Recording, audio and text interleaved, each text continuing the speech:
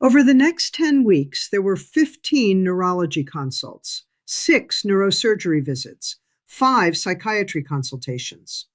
Not one of them mentioned the fall or the head injury. That's all in the medical records. Instead, when Todd developed severe neurological symptoms a week after his fall, and again a month later, the team landed on 2 other explanations. They raised the diagnosis of bacterial meningitis twice. I want to be really clear about something here. The doctors documented that they really had no idea what was going on. The meningitis was never confirmed.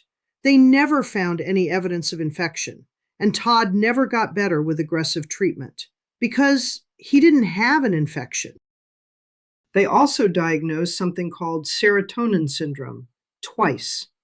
Serotonin syndrome is a life-threatening drug reaction caused by too much serotonin in the brain. There's no real lab test for it, and the treatment is to stop the drugs causing the issue. It usually resolves within about 48 hours. A lot of drugs contribute to the risk of serotonin syndrome, and Todd was taking several. That's not really the problem, though. He needed them. Serotonin syndrome is unpredictable. People will tolerate the medications until one more dose is added, and there's a tipping point or a trigger. The real problem is that there was no trigger drug, and the symptoms didn't resolve. They got worse over time. And while some of the symptoms overlapped, they never fully fit that diagnosis because serotonin syndrome doesn't cause permanent tremor, cognitive impairment, and inability to urinate. It's almost like something else was going on. The potentially problematic meds were stopped, but that also meant they weren't able to treat the symptoms they were prescribed for. That included antidepressants and meds to help with anxiety, severe vomiting, and insomnia. The symptoms of a TBI and the elevated brain pressure that it comes with can look a lot like serotonin syndrome or meningitis. After ruling out infection, high brain pressure could have pointed the doctors to look for a different cause. But they didn't measure the brain pressure. They were told to by the infectious disease expert. But the primary care team made a decision not to do it. That's interesting, because measuring brain pressure is standard practice when looking for bacterial meningitis. Without the TBI in the record, the team had no way to connect what they were seeing to what was actually causing it. They kept looking for answers while the real answer stayed hidden, because they had hidden it themselves by failing to document the TBI. The big question is why?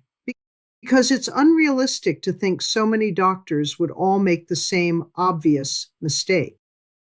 Anyway, about 3 weeks after the fall, Todd again developed severe neurological symptoms, and an MRI showed hydrocephalus. That's a dangerous buildup of fluid in the brain that develops when normal drainage is disrupted. It can cause severe neurological damage, and it can be fatal if it's not treated.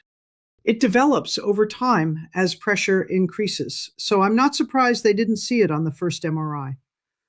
But they might have seen it sooner if they had been monitoring the head injury and connected it to the signs and symptoms.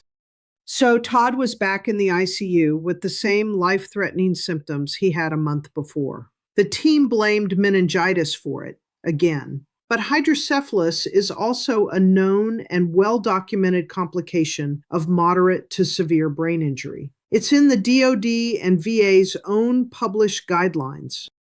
There was a window when it could have been treated surgically. The bone marrow had fully recovered from chemo. But by the time they even considered treating it, Todd's platelet counts had dropped again, a side effect of all the drugs being used to treat meningitis that he probably never had.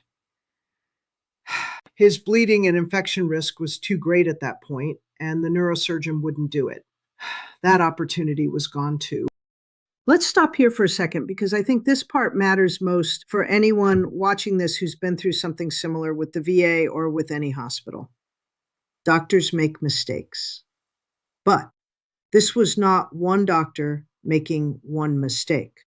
This was internal medicine and neurology and neurosurgery and psychiatry and infectious disease and palliative care all failing to talk to each other, all working from the same incomplete record, all missing the same thing. Every team saw a piece of what was happening. Nobody saw the whole picture.